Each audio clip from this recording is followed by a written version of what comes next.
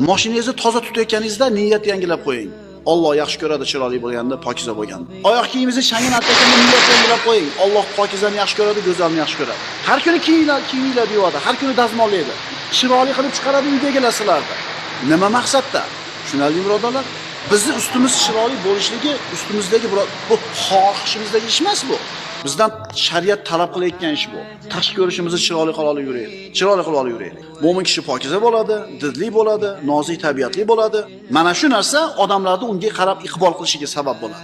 Agar buni teskarisi bo'lsa-chi, farosat yo'q bo'lsa, yurish-turish iflos bo'lsa, tartib bo'lmasa hayotida, bu narsa odamlarni undan bezdiradi, qochishiga sabab bo'ladi.